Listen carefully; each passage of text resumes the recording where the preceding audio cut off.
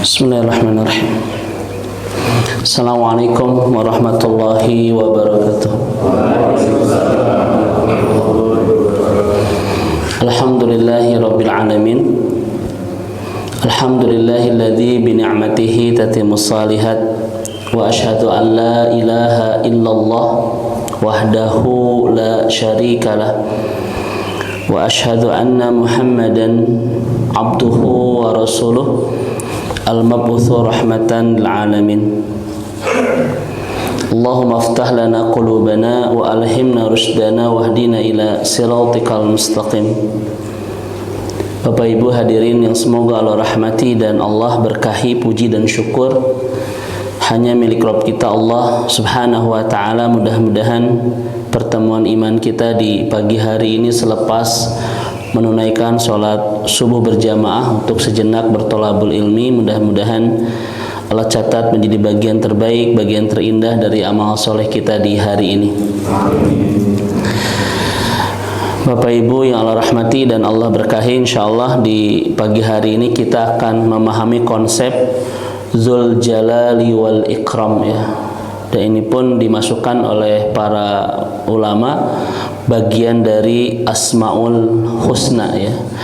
Dzul Jalal itu Al-Jalil dan Al-Ikram itu adalah Al-Karim ya. Dzul Jalal yang memiliki keperkasaan, kekuasaan, wal Ikram yang memiliki keterpujian ya. Yang memiliki keterpujian dan kemuliaan.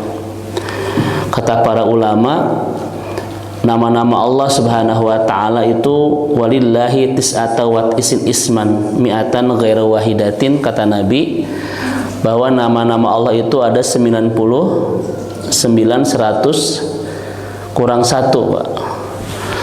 Ada 99 100 kurang 1 kata Nabi, dan dari 99 itu cukup diwakili dengan Dzul Jalali wal Ikram.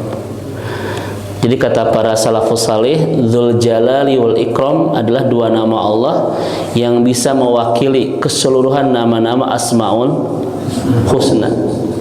Dzul Jalal, pemilik segala keperkasaan dan kekuasaan. Al-Ikram, pemilik segala keterpujian dan kemuliaan. Nanti Bapak Ibu dirahmati Allah Subhanahu wa taala, Al-Jalal ini itu menghadirkan ketakutan dalam hati kita.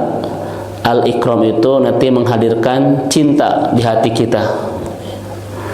Kalau Bapak Ibu melihat keperkasaan, kekuasaan Allah, itu nanti bisa menghadirkan haibah, Pak. Kadang rasa takut kepada Allah Subhanahu wa taala.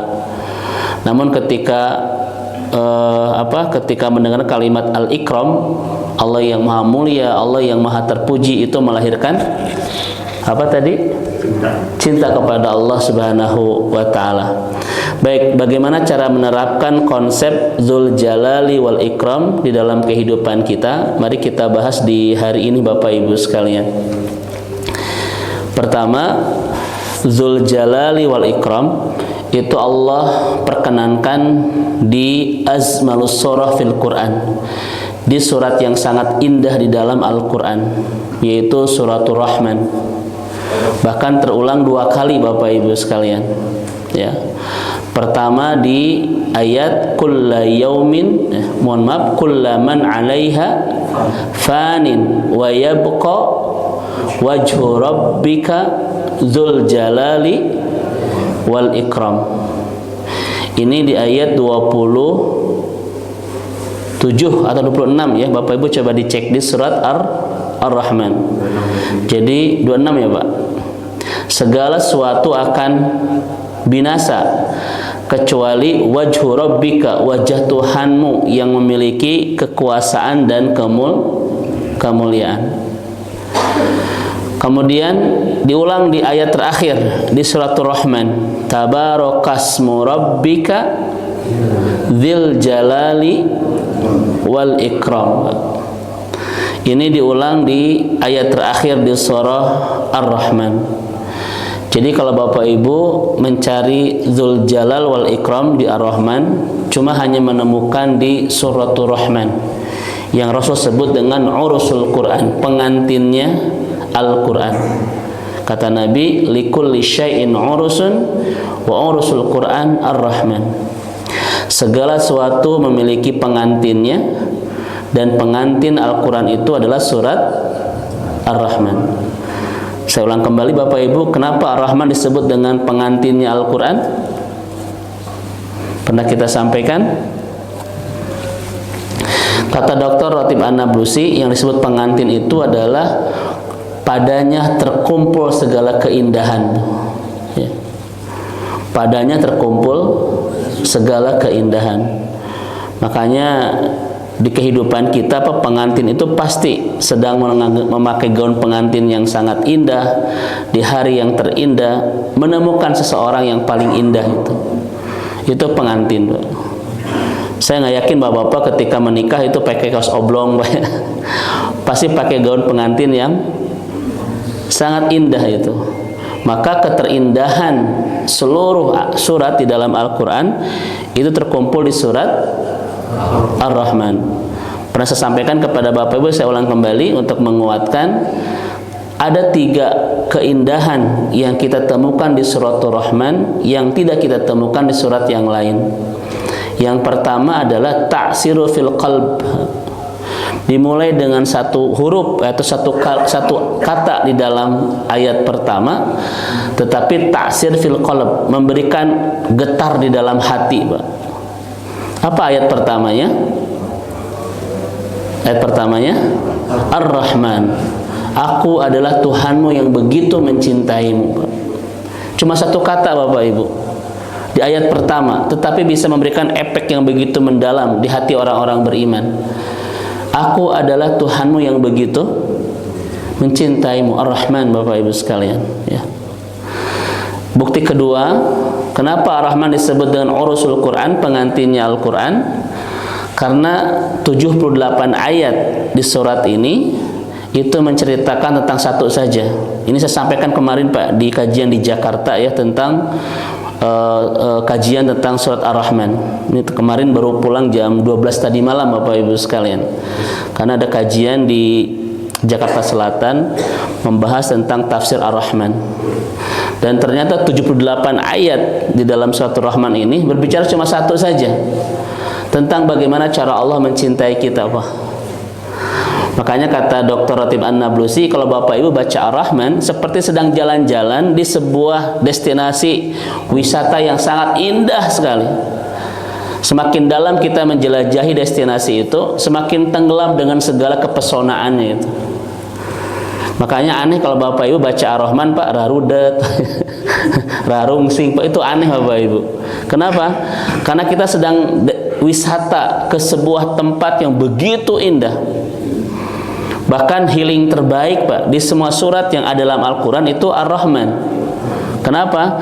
Karena Allah tidak hanya membawa kita kepada keindahan dunia, tetapi Allah pun membawa kita jalan-jalan kepada keindahan surga itu Bapak Ibu. Maka kalau Bapak Ibu ingin healing Bu, ya, tidak mencukupi pendanaan, itu baca surah Ar-Rahman. Itu akan membawa kita kepada sebuah destinasi yang begitu indah sekali. Kenapa? Karena surat ini hanya bicara satu, pembuktian cinta Allah kepada kita. Kalau Bapak Ibu bertanya sama saya, Ustadz, apa sih bukti cinta Allah kepada kita? Silakan Bapak Ibu tadaburi Ar-Rahman. Kita akan menemukan banyak bukti di sana. Ya. Dan yang terakhir, apa keindahan Ar-Rahman itu yang tidak kita temukan di surah-surah yang lain? Maka pantas ini surah disebut dengan urusul Quran, pengantinnya Al-Quran, karena Bapak Ibu akan menemukan 33 ya, sebuah kalimat yang menunjukkan apa yang telah Allah berikan dalam kehidupan kita itu semuanya sudah sempurna. Kalimatnya apa? Fabi ayyi ala'i rabbikuma tukadziban. Ini adalah kalimat untuk menegaskan bahwa apa yang telah Allah berikan di kehidupan kita semuanya sudah sempurna ya. Tetapi jangan salah menerjemah Pak ya. Fa bi ayyi ala'i rabbikuma tukadziban. Jadi kalau bahasa kita, nikmat mana lagi yang telah engkau dustakan, bukan dusta mana lagi sedang kau nikmati. Itu ada penerjemahan kacau. Ini Bapak Ibu dirahmati Allah ya.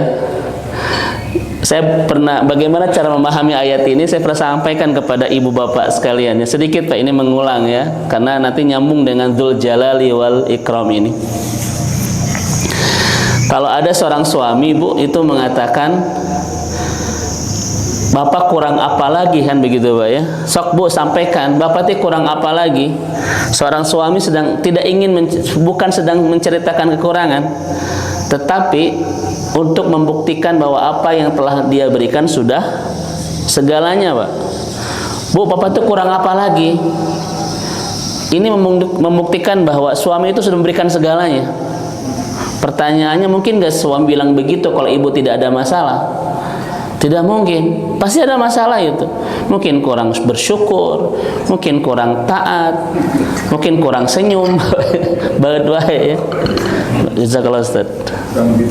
Kurang. Ya. Sehingga suami bilang, "Bu, bapak teh kurang apa lagi?" Itu menunjukkan Bapak Ibu, apa yang telah kita berikan sudah segalanya, tapi feedbacknya itu tidak maksimal gitu. Ya kan?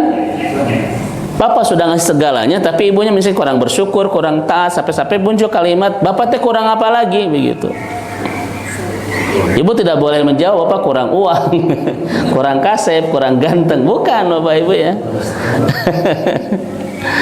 Makanya itu feedback Pak. Jadi apa yang telah kita berikan sudah segalanya, tetapi feedbacknya itu tidak maksimal. Makanya Allah terus Pak ulang-ulang sampai berapa puluh kali. Karena memang kelemahan manusia itu, sebagaimana yang disampaikan oleh makhluk-makhluk Allah yang lain dalam hadis riwayat Imam Ahmad, sudah diberikan segalanya, tetapi kurang bersyukur, Pak, kurang taat ya. Itu adalah kelemahan-kelemahan kita. Nah, oleh karena itu, ibu dan bapak yang Allah rahmati dan Allah berkahi, tiga keindahan ini tidak kita temukan di surah-surah yang lain. Makanya wajar, inilah azmalul surah fil Quran, surat yang sangat indah di dalam Al-Quran. Nah, Bapak Ibu menemukan Dzul Jalali wal Ikram ini di surat yang sangat indah dalam Al-Quran. Ini sebetulnya ada kaitannya Pak, namun kita tidak akan bahas hari ini. Dzul Jalal, Al-Jalil, Allah yang maha perkasa dan maha kuasa Pak. Sok saya tanya kepada Bapak Ibu sekalian, Allah itu maha berkuasa Pak, dan kekuasaannya tidak terbatas. Pertanyaannya, tapi ada nggak makhluk-makhluknya itu yang terzolimi dan tersakiti Pak, dengan kekuasaan yang tidak terbatas ini? Ada tidak? Tidak ada. Kenapa? Karena kekuasaan Allah yang tidak terbatas itu, Bapak Ibu sekalian, itu dipaket dengan al-ikram Pak, kemuliaan Bapak Ibu. Kan biasanya kekuasaan yang tanpa batas itu Pak ya, kadang cenderung itu kadang menzolimi dan lain sebagainya. Makanya ada pembatasan kekuasaan, takut melampaui batas Pak. Kekuasaan Allah yang tidak terbatas tak mungkin melampaui batas, karena dipaket dengan kemuliaan. Nah, sebaliknya ada orang yang punya kekuasaan yang sangat terbatas, tetapi kadang melampaui batas. Kenapa? Karena kekuasaan yang terbatas itu tidak dipaket dengan kemuliaan Bapak Ibu. Makanya wajar kan ada yang terzolimi, tersakiti, terlukai gitu. Kekuasaan memang begitu Bapak Ibu, kalau tidak dipaket dengan sebuah kemuliaan itu. Coba Bapak Ibu bayangkan, Allah itu berkuasa, kekuasaan tak terbatas, tapi tidak melampaui batas. Betul ya? Sementara makhluk-makhluknya ada yang berkuasa sangat terbatas itu. Di dalam Al-Quran itu pernah ada yang menguasai setengah dunia. Siapa Bapak Ibu? Fir'aun itu Pak. Itu kalau mengatakan dalam Nadzatun Jadidah itu seakan-akan dia menguasai setengah dunia itu. Saking berkuasanya, sampai-sampai mengatakan apa? Pelampauan batasnya itu anna rabbukumul a'la. Tapi lucu Bapak Ibu ya, Fir'aun ini Pak, sebelum ditenggelamkan mengatakan anna rabbukumul a'la. Setelah ditenggelamkan bilang apa? Amantu bi rabbi Musa. Sebelum ditenggelamkan, aku Tuhan yang paling mulia. Setelah ditenggelamkan, aku percaya kepada Tuhan. Ini lucu ya Pak ya, Fir'aun itu. Nah ini Bapak dan Ibu, kemuliaan Pak. Makanya jangan takut dengan kekuasaan Allah yang tidak terbatas itu, karena Allah tidak akan pernah menzolimi dan melukai Pak ya. Di rumah tangga Bapak Ibu, siapa yang sering terzolimi Pak? Suami atau istri? Ini mau jawab jujur, kumaha? Tidak ada ya Pak ya, insya Allah di sini wajah-wajah ahli surga semua Pak. Sebuah kekuasaan yang tidak dipakai dengan kemuliaan melampaui batas apapun itu. Ya. Sekecil apapun kekuasaan itu, berarti pelampuan batas itu bukan dari kekuasaannya, tetapi dari ketidak ada paket dengan kemuliaan Pak. Makanya di kita ada upaya pembatasan kekuasaan itu. Per periode kan 2 tahun Pak. Karena cenderung manusia itu kalla innal insana la yagha. Manusia itu melampaui batas. Kapan? Ar-ra'ahus taghna Pak. Ketika segala kecukupan, kekuasaan ini memang itu sudah tidak dibatasi, maka pasti melampaui batas. Satu Bapak Ibu sekalian, jangan takut dengan kekuasaan Allah, karena tidak akan pernah menyakitin kita, tidak akan pernah menzolimi kita. Kenapa? Kekuasaannya dipakai dengan kemuliaan Pak. Nah Bapak Ibu juga bisa mendapatkan Dzul Jalali wal Ikram ini di satu hadis yang saya yakin Bapak Ibu sudah hafal hadis ini, karena kita suka baca selesai kita melaksanakan sholat. Ini tuntunan dari Rasulullah Sallallahu Alaihi Wasallam. Rasulullah itu Bapak Ibu ketika selesai melaksanakan salam itu tidak duduk ya, kecuali membaca surat ini, doa ini. Allahumma antas salam wa minkas salam tabarakta ya dzal jalali wal ikram. Hadis riwayat Imam Muslim. Jadi ini menjadi salah satu doa yang kita baca dalam wirid selesai melaksanakan salat. Muncul Pak, ya dzal jalali wal ikram ya. Kalau ada Bapak Ibu yang tidak hafal doa ini, itu inna lillahi. Karena kita baca ya Bapak Ibu ya, sehabis kita melaksanakan salat ya. Ini petunjuk dari Rasulullah Sallallahu Alaihi Wasallam. Kemudian nama ini pun muncul di hadis yang kita bahas kemarin. Makanya kenapa saya mengambil Zalali wal Ikram, karena ada kaitan dengan kajian kita di minggu sebelumnya tentang sebuah hadis yang begitu mahal, karena mengungkap rahasia bagaimana doa kita cepat dikabul oleh Allah Subhanahu wa taala. Jadi kata Anas bin Malik, ketika duduk bersama Rasulullah SAW, tiba-tiba datang seorang laki-laki sholat dan berdoa. Yang kata Nabi, alladzi idza du'iya bihi ajaba wa idza su'ila bihi a'ta. Yang kata Nabi, laki-laki ini menggunakan nama-nama Allah yang agung dalam doanya, yang pasti dikabulkan oleh Allah Subhanahu wa taala Pak, doanya itu. Ya. Dan ternyata dari nama-nama Allah yang agung itu, maka laki-laki ini membaca apa Bapak Ibu? Ya dzal jalali wal ikram. Ini adalah doa yang, mohon maaf Bapak, ini hadis yang membongkar rahasia bagaimana doa kita cepat dikabul oleh Allah Subhanahu wa taala, ya. Kata laki-laki ini, Allahumma inni as'aluka bi anna lakal hamdu la ilaha illa anta al-mannan badi'us samawati wal ardi ya dzal jalali wal ikram ya hayyun ya qayyum. Penjelasannya sudah saya sampaikan di pekan sebelumnya, Pak. Ya. Makanya apa kata Rasulullah SAW itu, Bapak Ibu, di hadis ini, al-lidzu biyadzal jalali wal ikram.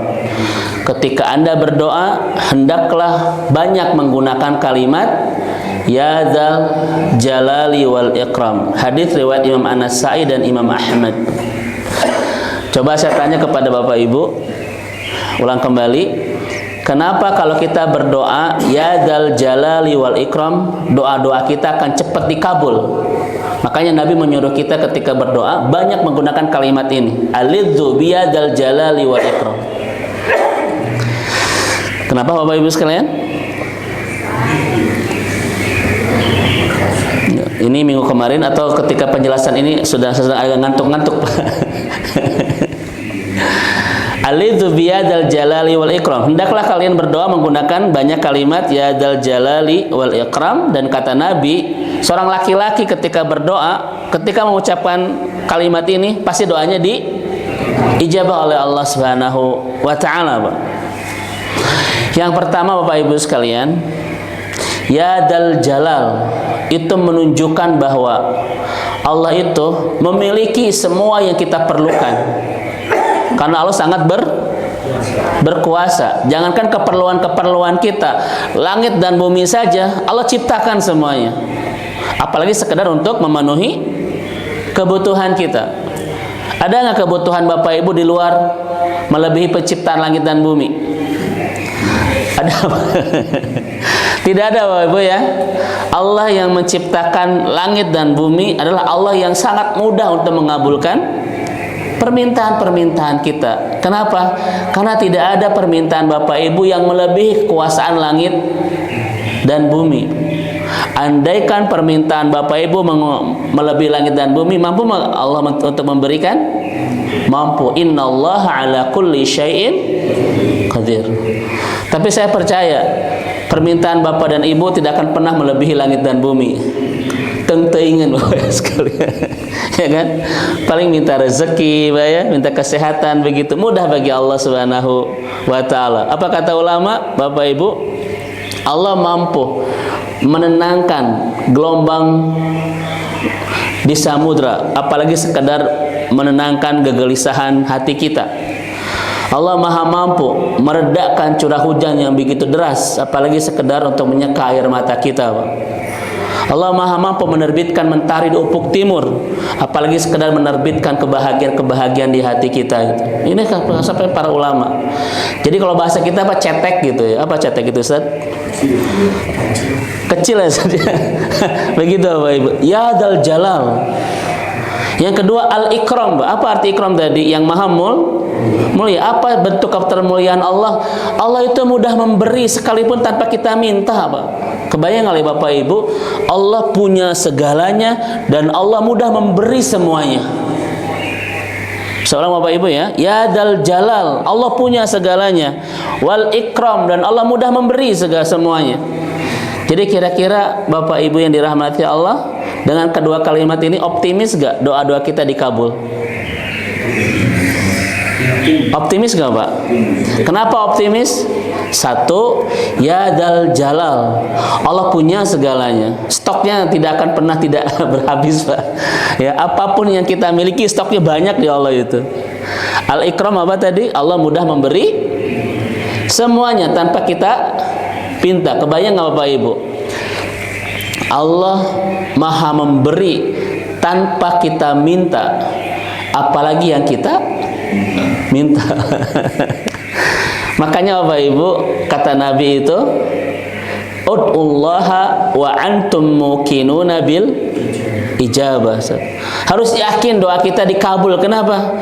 Karena Anda sedang meminta kepada Allah yang Maha punya segalanya dan yang mudah memberi semuanya. So, saya tanya ibu-ibu, minta sama suami pasti dikabul nggak? Ibu-ibu minta sama suami pasti dikasih nggak? Belum tentu, Pak. Belum tentu sekalian. Pertama, ibu dan bapak sekalian ya, suami itu kadang kekuasaannya terbatas itu, Pak. Ya kan? Kekuasaannya terbatas. Kadang tidak bisa memenuhi keinginan istri gitu ya. Ketika istri bilang, Pak, Ayah pengen surga, iya. Ini ibu pengen iPhone 15 Pro Max gitu, Pak. Apa kata bapak? Ibu ingin ke surga, iya. Tidak ada balasan yang sabar kecuali surga. Sing sabar. Katanya bapak tidak punya. Ketika kita punya pun, Pak, belum tentu mau ngasih itu, iya kan? Ada nggak suami yang pelit itu, Pak? Ada itu. Padahal suami itu kan kata Allah, rizquhunna wa kiswatuhunna bil ma'ruf. Jadi harus memberi kepada istri itu bil ma'ruf, melebihi kebutuhan.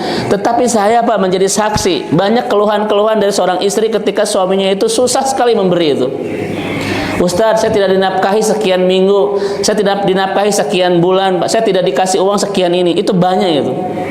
Kalau di sini mah insya Allah, Pak, aman ini. Ini wajah-wajah dermawan semua, Pak, ke istri itu ya. Wajah-wajah ahli surga itu. Ya. Makanya kalau kita minta kepada Allah tidak akan pernah dikecewakan. Tapi kalau minta kepada pasangan bisa jadi dikecewakan. Ya begitu. Kadang ada suami itu, Pak, punya segalanya tapi hese memberi gitu ya. Tapi ada juga yang mudah memberi tapi teboga itu. Ada juga itu ya. Nah, Allah itu punya segalanya dan mudah memberi sekalipun tanpa kita minta. Ya dzal jalali wal ikram. Baik ya, saya ulang kembali Bapak Ibu yang dirahmati Allah. Ya dzal jalal, Pak, itu keperkasaan. Al-ikram itu kelembutan, kedermawanan, Pak. Al-jalal kadang membuat kita takut kepada Allah. Al-ikram membuat kita jatuh cinta kepada. Ini seimbang nggak, Pak Ibu? Seimbang tidak, Pak? Seimbang itu. Satu sisi Allah itu membuat kita takut, satu sisi membuat kita jatuh cinta itu. Saya tanya kepada Bapak Ibu, ketika saya sebut al-jannah, surga, itu Bapak Ibu kebayang al-jalal, al-ikram? Surga, Pak? Al-ikram. Ketika saya sebut neraka, kebayang al-jalal atau al-ikram? Atau tidak kebayang apa-apa? Al-jannatu wan nar, Pak, surga dan neraka itu adalah bisa menjelaskan tentang siapa Allah Subhanahu wa taala. Al-jannah itu menunjukkan Allah, al-ikram, Bapak Ibu, ya. Penuh cinta, Pak, kelembutan, Bapak Ibu sekalian ya. Neraka itu menunjukkan al-jalal, kekuasaan Allah Subhanahu wa taala. Saya sebut Bapak Ibu, ibu dan bapak atau orang tua kita. Ketika disebut bapak itu al-jalal, al-ikram. So, sekalian. Al-jalal. Ketika disebut ibu, nah itu Bapak Ibu sekalian ya. Sudah agak ini Bapak Ibu sudah agak masuk materinya. Al-jalal, keperkasaan, Pak, yang kadang membuat kita takut dengan perkasaan Allah itu. Namun al-ikram, kelembutan, kasih sayang, Pak, yang membuat kita makin jatuh cinta kepada Allah. Dan dua-duanya, Pak, itu harus berimbang. Makanya ada konsep ar-raja wal khauf, harapan dan ketakutan itu. Itu harus berimbang di dalam ketaatan kita kepada Allah Subhanahu wa taala. Kita masuk Bapak dan Ibu untuk menerapkan konsep ini dalam kehidupan kita sehari-hari. Pertama adalah Bapak Ibu tentang dosa, Pak. Perhatikan. Satu, Bapak Ibu sekalian, tentang bab dosa ini, jangan pernah mudah berbuat kemaksiatan. Karena Allah al-jalal, Pak, itu kuasa untuk memberikan balasan atas dosa-dosa kita itu. Betul? Tapi juga ketika berdosa jangan berputus asa. Karena Allah al-ikram, Pak, Maha mencintai kita dan mudah memaafkan dosa-dosa kita. Berimbang tidak? Saya ulang Bapak Ibu, saya ulang. Satu, jangan mudah berbuat dosa. Karena Allah itu al-jalal, Pak, siksaannya keras. Kalau Bapak Ibu bilang begini sama anak kecil, saya akan hukum kamu gitu, Pak, oleh anak kecil, kira-kira berefek tidak, Pak? Anak kecil, saya akan pukul kamu, berefek tidak? Tidak Pak, anak kecil gitu. Sekarang Allah Pak yang Jalal bilang kepada kita, kalau kita bermaksiat, kita akan diazab sama Allah. Coba bagaimana perasaannya? Takut Pak. Kalau yang bilangnya anak kecil, saya akan azab engkau. Ah, orang mah cuek. Anak kecil yang bilang. Ini Allah yang Jalal gitu. Penguasa langit dan bumi mengatakan Al-Muntakim kan. Allah yang maha keras siksaannya terhadap sebuah kemaksiatan. Ini berimbang Bapak dan Ibu. Satu sisi kita tidak boleh mudah berbuat dosa, namun ketika berdosa kita tidak mudah berputus asa. Kenapa?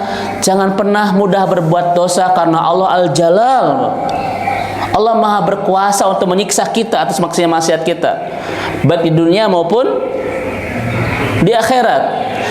Yang kedua, tapi kalau kita berbuat dosa, jangan berputus asa dari ampunan Allah, karena Allah Al-Ikram Pak, maha mencintai kita dan maha mudah memaafkan dosa-dosa kita.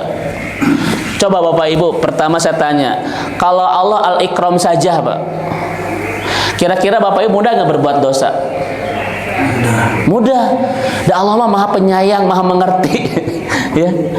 Allah maha mudah memaafkan. Udah kita berbuat aja dosa, gampang gitu. Kalau Al-Ikram saja Pak, betul kan? Semua orang akan mudah berbuat dosa. Kenapa? Karena Allah itu maha mudah memaafkan. Makanya apa kata Sufyan Ats-Tsauri? Datang kepada Allah dengan membawa 1000 dosa itu lebih mudah daripada datang kepada, mohon maaf Bapak Ibu sekalian, ini kata Sufyan Ats-Tsauri ya, seorang tabi'in ya Ustaz ya. Datang kepada Allah dengan membawa 1000 dosa kita kepada Allah itu lebih mudah daripada datang kepada Allah dengan membawa 1 dosa kita kepada sesama Pak. Ini kalimat ini pernah viral Pak di masa tabi'in, punya genjeleng gitu. Ah, genjeleng itu apa Ustaz? Heboh. Karena yang bilangnya bukan kaleng-kaleng Pak, seorang ulama besar datang kepada Allah dengan membawa sebanyak mungkin dosa kita kepada Allah lebih mudah daripada datang kepada Allah dengan membawa 1 dosa kita kepada sesama itu. Coba Bapak Ibu sekalian, itu langsung ditanya oleh para ulama yang lain, ya Syekh, kenapa Anda mengatakan demikian? Dosa kepada Allah walaupun banyak itu lebih mudah daripada dosa kepada satu kepada sesama. Apa kata Sufyan Ats-Tsauri? Sebanyak apapun dosa kita kepada Allah, Allah pasti maafkan Pak. Tapi 1 dosa kita kepada sesama belum tentu Dia memaafkan itu. Ya kan? Yang kedua, sebanyak apapun dosa kita kepada Allah, Allah mudah menutup seluruh aib-aib itu. Tetapi 1 dosa kita kepada sesama belum tentu Dia bisa menutup aib itu. Diobrolin ke tetangga itu Pak. Ya kan Pak ya? Naudzubillah itu. Ini diantara alasan-alasan Sufyan Ats-Tsauri tentang apa dosa itu Bapak Ibu. Kalau Allah Al-Ikram saja, kita rasanya mudah berbuat dosa Pak. Allah itu maha penyayang, maha memaafkan, maha mengerti, ya. Tidak hese seperti manusia Pak untuk memaafkan. Ada nggak di antara kita saat ini yang sulit memaafkan Bapak Ibu? Kalau di sini mah enggak lah, ini mah di luar sana Pak. Ada nggak orang yang seumur hidupnya berjuang untuk memaafkan tapi susah? Banyak Pak, ya banyak itu. Saya Bapak Ibu sekalian punya jamaah di salah satu komplek terbesar lah di Bandung Pak. Itu Pak 15 tahun mencobain memaafkan pasangannya Pak. Dia bilang sulit itu. Sampai saya mengatakan apa? Ustadz, saya boleh nggak berpisah dengannya? Karena 15 tahun berjuang untuk memaafkan kesalahannya saya tidak bisa itu Pak. Kabaya nggak Bu 15 tahun itu. Berjuang terus memaafkan Pak hese. Ya. Tetapi sebanyak apapun dosa kita kepada Allah, mudah nggak memaafkannya? Tidak ada kesulitan bagi Allah Subhanahu wa taala. Tapi Allah pun Al-Jalal. Maha keras siksaannya. Betul kan? Apa kata Nabi Bapak Ibu sekalian? Nanti ketika kita dibalas atas dosa-dosa kita di akhirat, kita merintih terus itu, kata Nabi itu. Merintih terus. Kalau saya tanya kepada Bapak Ibu, apa yang disebut dengan merintih Pak? Saking apanya itu? Saking sakit Pak. Jadi nanti Bapak Ibu di neraka itu, orang ketika disiksa itu terus merintih, Pak. Kalau Bapak Ibu sakit di dunia ada rintihan, saya yakin ada istirahatnya itu. Ya kan? Masa makan merintih kan, Pak? Ada istirahatnya. Tetapi nanti di akhirat Bapak Ibu, karena siksaan tidak pernah berhenti, merintih terus. Sampai-sampai apa kata Nabi, Bapak Ibu sekalian? Kata Rasulullah Shallallahu Alaihi Wasallam, itu Pak, air mata ini sampai berganti dengan darah. Andaikan perahu itu Pak dilayarkan di atas air mata darah kita, dia akan berlayar, kata Nabi itu. Saking apanya? Saking sakitnya. Makanya Bapak Ibu lihat di surat An-Nisa Ustaz ya, 27 dan 28. Apa keinginan Allah? Allahu yurid ayyatubu alaikum. Keinginan Allah cuma satu, Pak, memaafkan dosa kita. Keinginan Bapak kepada Allah banyak tidak? Kelihatan wajah-wajahnya, Pak. Ini banyak keinginan. Tapi keinginan Allah kepada kita cuma satu. Allahu yuridu ayyatuba alaikum. Cuma ingin memaafkan kita. Pertanyaannya, kenapa Allah begitu ingin memaafkan kita? Itu dijelaskan di ayat berikutnya 28. Yuridullah ayyuhaffifa ankum. Karena Allah ingin meringankan kita.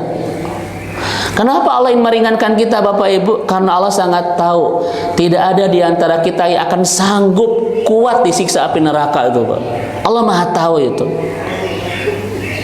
Ketika Allah Maha tahu, Bapak Ibu, kita tidak akan ada yang kuat disiksa api neraka. Kita masa coba-coba, Pak. Asa tesian itu, Bapak Ibu ya. Paling sabar hari. Tidak bisa, Pak. Allah tuh tahu kita tidak akan sanggup disiksa di api neraka itu. Makanya setiap sepertiga malam turun. Untuk apa, Pak? Kata Nabi di hadis Muslim, untuk memaafkan dosa-dosa kita kan. Setiap sepertiga malam turun. Setiap 3 malam turun. Apa kata Nabi? Kata Nabi, in istaghfaruhu ghafara lahum. Karena ketika Allah turun sepertiga malam itu menawarkan siapa yang ingin dimaafkan pasti Allah maafkan itu. Kenapa Bapak Ibu tema-tema bab ampunan ini begitu masif? Karena Allah tahu kita tak mungkin bisa kuat disiksa api neraka. Andaikan perahu dilayarkan di atas air mata darah kita, kata Nabi, akan berlayar itu, Pak. Saking apanya? Saking derasnya air mata itu. Ya, wa iyadu billah. Mudah-mudahan kita semua adalah hamba-hamba Allah yang Allah masukkan ke surga tanpa hisab, Pak. Ya. Karena kalau kita sudah berbicara tentang neraka itu, Bapak Ibu sekalian, Nabi itu, Pak, ketika bicara tentang bab akhirat, bab neraka itu sampai beruban, Pak, ini rambutnya itu ya. Al-Waqi'ah kan kata Rasulullah itu ditanya oleh Ibnu Abbas, oleh Abu Bakar, "Syibta ya Rasul?" Kamu mulai beruban ya Rasulullah. Apa kata Nabi? "Saibatni khud wal waqi'ah wal mursalat wa amma yatasaalun wa idza syamsuku wirat." Ustaz, kata Nabi, aku beruban gara-gara turun 5 wahyu, Pak. Surat Hud, surat Waqi'ah, surat Al-Mursalat, An-Naba, dan At-Takwir itu. Semuanya bicara bab apa ini, Pak? Bab akhirat kan? Neraka dan surga, Pak. Dan kata ulama, Bapak Ibu sekalian, apa yang bikin Rasul itu beruban? Di sana ada bab dahsyatnya neraka dan dahsyatnya kiamat. Sampai beruban itu, Pak. Saking beratnya wahyu itu. Bapak Ibu sekarang sudah beruban, Pak. Saking berat apa itu?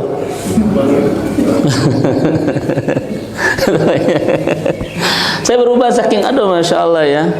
Makanya Ibu dan Bapak, kalau Allah al-ikram saja, kita akan mudah berbuat kemaksiatan, betul?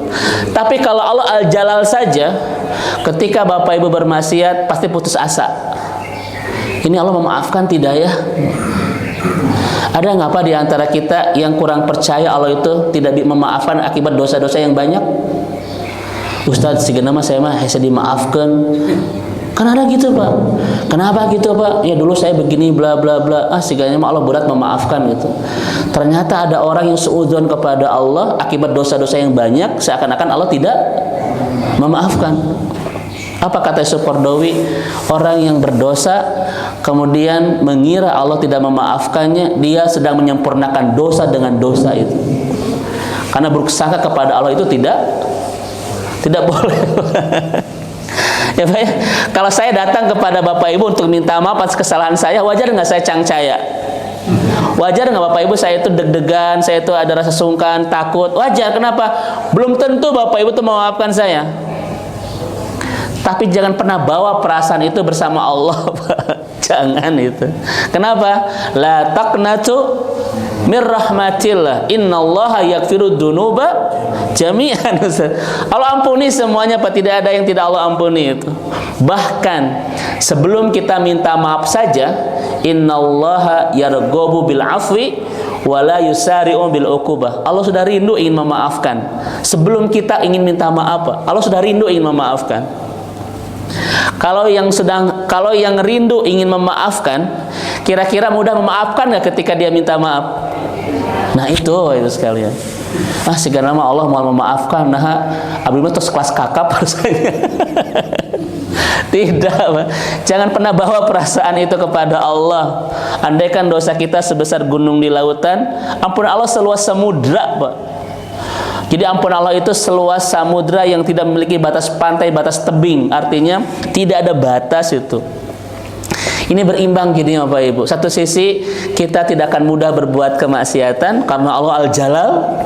Namun satu sisi ketika kita bermaksiat dan berdosa, tidak akan mudah berputus asa dari ampunan Allah karena Allah Al-Ikram. Jadi seimbang Ibu Bapak sekalian. Betul? Kita masuk ke kaidah kedua. Ini saya ayat-ayatnya nanti mungkin bisa di ini Bapak Ibu ya. Bisa di Bisa di copy. Ini Bapak Ibu tentang siksaan-siksaan Allah kepada orang-orang yang bermaksiat kepadanya. Itu ngeri sekali. Namun satu sisi Allah pun begitu mudah memaafkan dosa-dosa hamba yang bermaksiat kepadanya. Ya Masya Allah. Sekarang yang kedua Ibu dan Bapak, konsep zalali wal ikram dalam masalah rezeki. Kira-kira bagaimana cara memahaminya? Tadi dalam masalah dosa, jangan mudah berbuat dosa karena Allah Al-Jalal, tapi ketika berdosa jangan berputus asa karena Allah Al-Ikram. Sekarang dalam masalah rezeki Bapak Ibu, bagaimana cara memahaminya? Saya sudah kasih songket ya Pak, sudah kasih tadi alat-alatnya. Silakan. Oke, saya bantu Pak karena waktu. Satu sisi Bapak Ibu sekalian, jangan pernah berkhawatir tentang rezeki. Kenapa? Karena Allah itu Al-Jalal Pak. Ya. Mohon maaf, karena Allah itu Al-Ikram, Maha mudah memberi tanpa kita minta. Bapak Ibu lihat di surah apa ya? Hud kalau tidak salah ya, wa ma min dabatin fil ardi 'alallahi rizquha. Jadi kalau bahasa kita gini Bapak Ibu, jangan pernah berkhawatir tentang rezeki karena Allah Al-Ikram. Tapi jangan pernah memubazirkan apa yang Allah beri dalam hidup kita karena Allah Al-Jalal Pak, maha keras siksaan kepada orang-orang yang tidak bersyukur atas segala karunia-Nya. Paham Bapak Ibu sekalian? Saya ulang kembali. Masalah rezeki jangan pernah berkhawatir. Allah sudah jamin Pak. Tapi jangan dipakai untuk seenaknya karena Allah itu Al-Jalal Pak. Keras siksaannya kepada orang-orang yang tidak bisa bersyukur itu. Ini ayatnya Pak. Kita akan bahas satu sisi dulu Bapak Ibu tentang Allah Al-Ikram. Salah satu keikraman Allah mencintai kita Pak, maha lembut, maha memberi tanpa diminta, mudah memberi adalah Allah sudah siapkan rezeki buat kita. Betul? Jangan pernah berkhawatir Ibu dan Bapak soal rezeki. Kenapa? Wa ma min dabatin fil ardi illa 'alallahi rizquha. Makanya lihat di dalam ayat Pak, bab rezeki famshu fi manakibiha, berjalan saja. Bab ibadah fas'au ila dzikrillah, bersegeralah. Pas ampunan wasari'u ila magfiratin mir, berlomba-lombalah. Lihat suasananya Bapak Ibu. Ampunan berjalan. Mohon maaf. Rezeki berjalan, ibadah bersegera, ampunan berlomba-lomba. Suasananya beda tidak? Mana harus lebih cepat Pak? Hah, Bapak Ibu, Ustadz, kenapa kalau rezeki itu famshu fi manakibiha wa kulu min rizki? Kenapa berjalan saja? Rezeki itu sudah Allah jamin. Jangan sampai nabrak sana sini. Jangan sampai meninggalkan jangan sampai menghalalkan segala cara dan meninggalkan ibadah. Berjalan saya santai. Jangan grudak-gruduk gitu. Karena ada orang Bapak Ibu ngejar rezeki grudak-gruduk sampai lupa berjamaah di masjid, lupa ini, lupa itu, sampai menghalalkan segala cara nabrak sana sini. Ada kan orang kayak begitu, Pak? Ada. Kenapa? Karena dia nggak yakin dengan konsep rezeki itu. Kata Sulaiman Adz-Dzarimi, orang-orang yang kayak begini itu pasti Bapak Ibu sekalian konsep rezekinya salah itu. Ya, padahal rezeki itu sudah Allah jamin. Ada nggak Bapak Ibu makhluk Allah yang tidak mendapatkan jatah rezeki? Ada nggak? Tidak ada, Pak. Semua dapat itu. Udah berjalan saja. Tinggal nanti kita ibadah mengikhtiarkannya, tapi jangan nabrak sana sini. Bab ibadah kenapa harus bersegera? Kenapa harus bersegera, Pak? Karena ada orang yang tidak segera gara-gara urusan rezeki itu. Kenapa Bapak Ibu harus bersegera? Karena kerapihan rezeki kita, kerapihan dunia kita sangat bergantung kepada kerapihan ibadah kita. Demi Allah, nggak ada orang yang rezekinya dunianya rapih ketika dia ibadahnya tidak rapih, Pak. Semua kerapihan kehidupan kita sangat bergantung kepada kerapihan ibadah kita itu. Betul Bapak Ibu? Nah, sekarang kenapa ampunan harus berlomba-lomba? Karena Bapak Ibu berkejaran dengan jatah usia dan kuota umur yang tidak tahu kapan habisnya. Apa Pak? Tanda manusia akhir zaman itu yamutuna bagtatan. Meninggalnya tiba-tiba. Itu ciri manusia akhir zaman. Apa yang disebut dengan meninggal tiba-tiba? Meninggal di saat sama sekali tidak memikirkan sebuah kematian.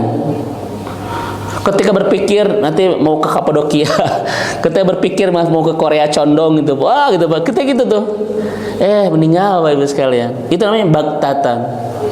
Saya Bapak Ibu punya jamaah yang soleh Pak, soleh sekali, masya Allah ya, barakallah, benar Allah menjadikan dia ahli surga.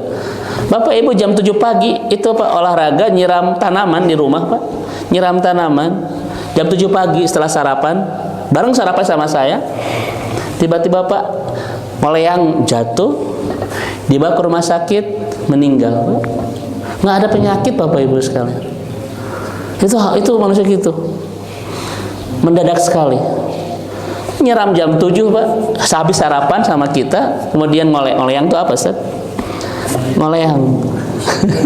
Limbung jatuh, dibawa ke rumah sakit, meninggal Pak. Pelajarannya apa Bapak Ibu? Pelajarannya apa? Jangan nyiram jam bukan sekalian. Rahasia Allah Pak kematian itu, masya Allah ya. Rahasia Allah Bapak Ibu, masya Allah. Makanya jangan sampai kita dijemput kematian sebelum mendapatkan karena itu sebuah buruk manusia itu. Ya, jadi masalah rezeki ini Bapak Ibu, aduh sudah Allah jamin, jangan berharap. Kenapa?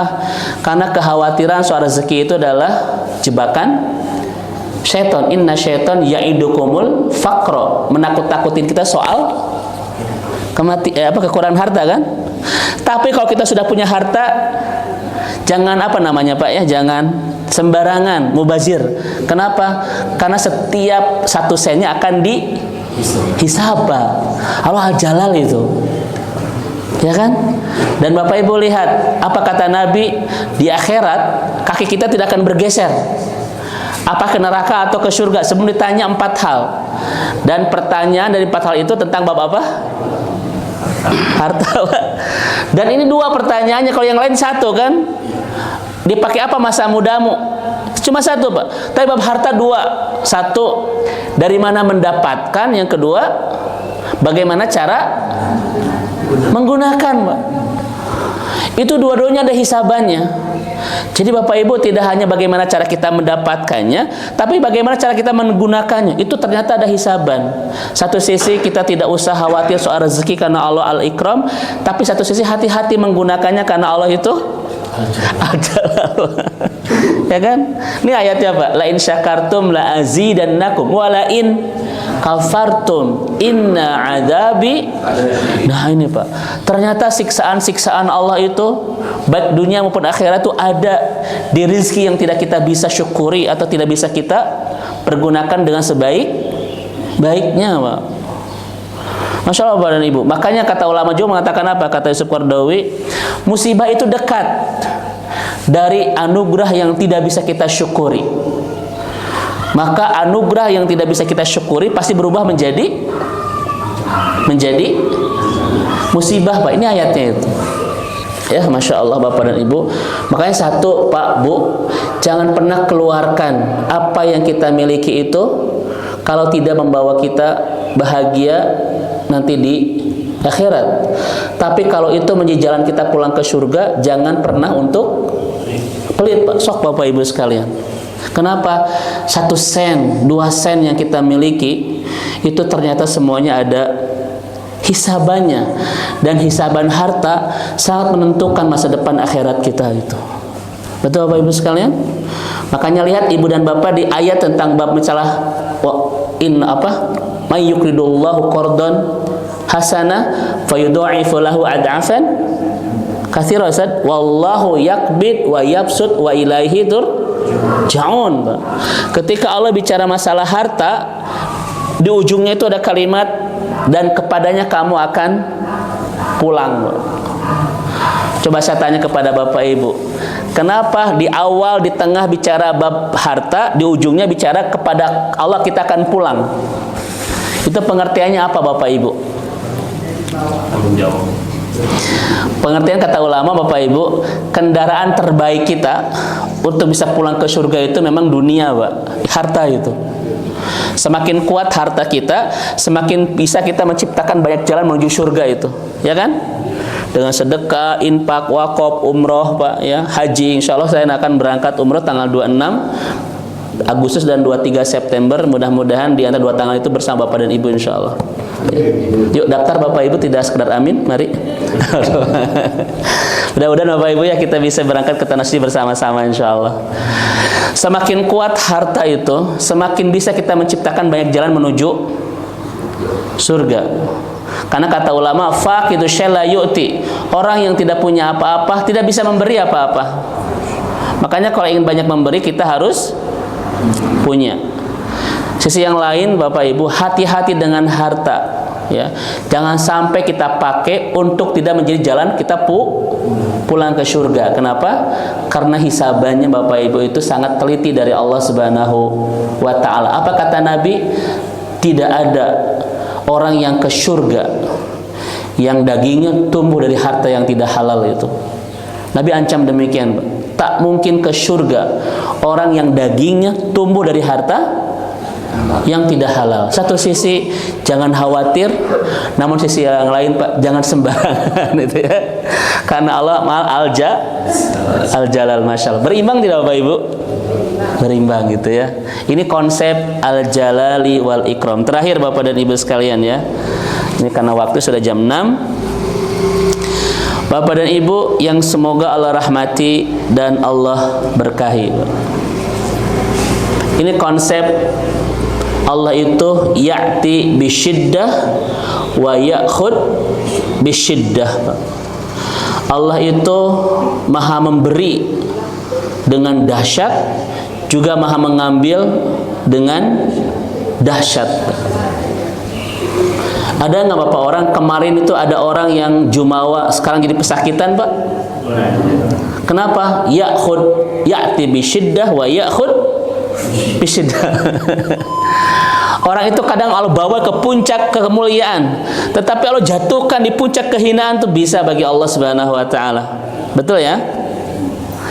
Dari konsep ini Bapak Ibu saya bertanya, bagaimana kita menerapkan ya dzal jalali wal ikramnya? Bagaimana?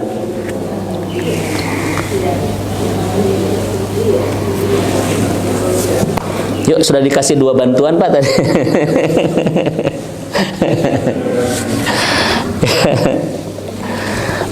Jadi ini sebetulnya kajiannya di surat Al-Imran ayat 26 Ustaz ya. Ini 26 ya.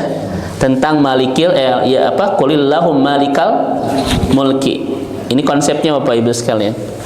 Saya bantu karena 5 menit lagi Pak. 1, jangan pernah memustahilkan apapun bersama Allah, karena Allah itu bisa memberi segalanya tanpa batas. Ya'ti bisyiddah. Makanya bapak-bapak tahu kan apa doa Nabi Sulaiman Pak ketika berdoa kepada Allah? Doanya seperti tidak mungkin itu. Apa doanya? Rabbighfirli wa habli mulkan la yang bagi, kan?